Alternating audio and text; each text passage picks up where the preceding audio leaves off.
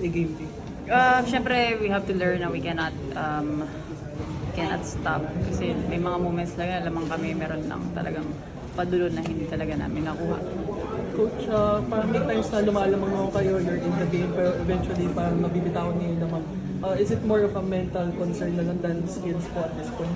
Everything sa championship is more mental than physical na. Everything is pantay-pantay na yun ang skills and everything mental na lang. So, you just have to focus on that again and go back to the drawing board. And of course, we're going to do our best for the next game. Coach, kumusta yung atmosphere kanina sa Davao? I told them to hold their heads high because it's not the end. If we get too emotional about this, it's harder for us to move forward.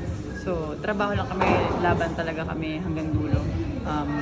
Medyo upsetting pero we have to focus more on preparing than i-feel yung masyadong malungkot na atmosphere. So, confident pa rin kami for the next game. Coach, despite the loss na for the first finals mo as head coach at katapat mo mentor mo si Coach Emil, how was the overall feeling of facing against Coach Emil in the finals? Syempre, I know it's not going to be, they're not going to give it to us as easy as, you know, as that. Kaya nga nahirapan kami today.